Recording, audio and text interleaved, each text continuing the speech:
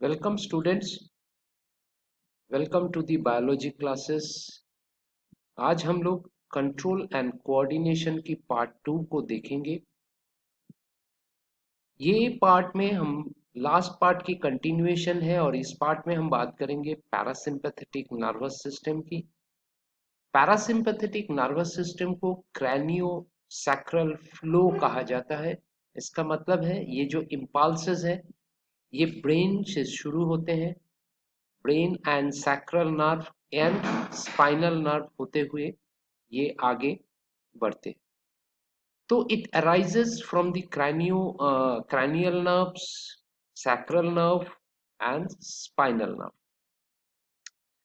इस nervous system से एक बहुत इंपॉर्टेंट केमिकल सिक्रीट होते हैं, इसको कहते हैं एसिटाइल कोलाइन।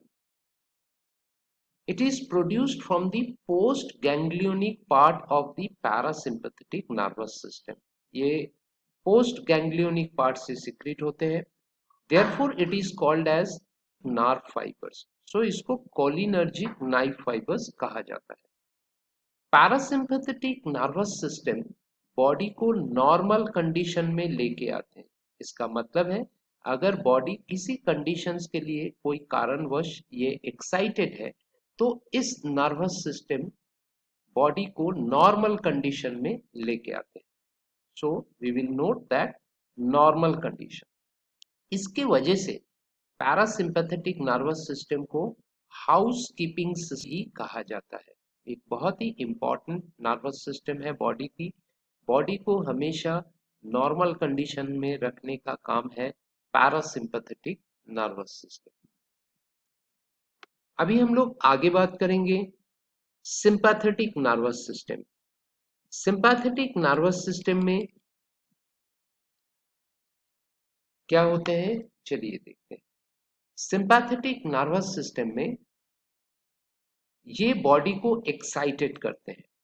तो ये जो बॉडी का सिंपैथेटिक नर्वस सिस्टम है इसको थोराको लुम्बर आउटफ्लो कहते हैं, यानी कि ये थोरासिक एंड लंबर रीजन से ये प्रोड्यूस्ड होते हैं, ये अराइज करते हैं यहां से।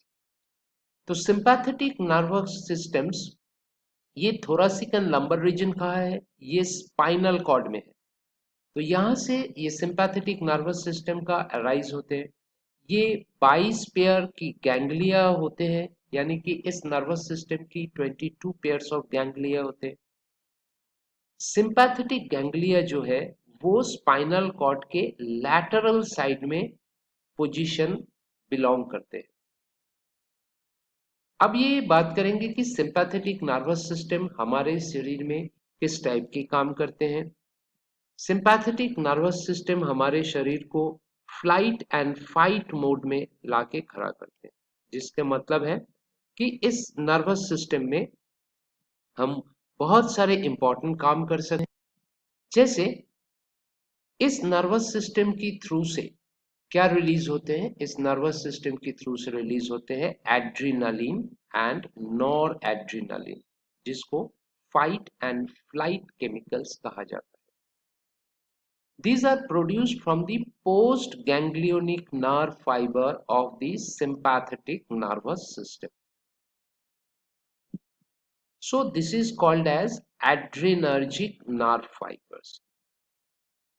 So sympathetic nervous system की nerve fibers को adrenergic nerve fibers कहा जाता है। Sympathetic nervous systems activate होते हैं during the emergencies। हमने पहले आपको कहा फ्लाइट एंड फाइट कंडीशंस में ये एक्टिवेट होते हैं। लेकिन स्टूडेंट्स याद रखने की बात है कि इस सिंपैथेटिक नर्वस सिस्टम का डाइजेस्टिव एंड एक्सक्रीटरी सिस्टम्स के ऊपर कोई भी रोल नहीं है। So it is said that it has no effect on digestive and excretory organs. Students अब हम लोग बात करेंगे difference between parasympathetic nervous system and sympathetic nervous system. इन दोनों में क्या क्या डिफरेंसेस है, बॉडी में इसका क्या फंक्शंस है, इसके बारे में हम लोग बात करेंगे। ये एग्जाम पॉइंट ऑफ व्यू के लिए बहुत ही इंपॉर्टेंट है। सबसे पहले बात कर लेते हैं प्यूपिल की, आंखों की प्यूपिल।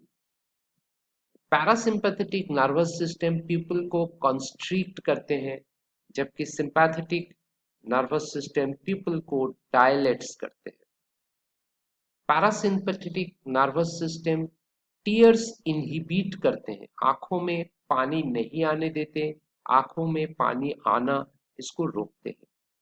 Whereas sympathetic nervous system stimulate tears, आंखों की पानी को स्टिम्युलेट करते हैं। दूसरी, पैरासिम्पैथेटिक नर्वस सिस्टम सलाइवा को स्टिम्युलेट करते हैं और सिंपैथेटिक नर्वस सिस्टम सलाइवा को इनहिबिट्स करते हैं। पैरासिम्पैथेटिक नर्वस सिस्टम हमारे हार्ट बीट को स्लो करते हैं, सिंपैथेटिक नर्वस सिस्टम हमारे हार्ट बीट को बढ़ाएगी। पैरासिम्पैथेटिक नर्वस सिस्टम ब्रोंकाई को कॉन्स्ट्रिक्ट करते हैं और सिंपैथेटिक नर्वस सिस्टम ब्रोंकाई को डायलेट करते हैं।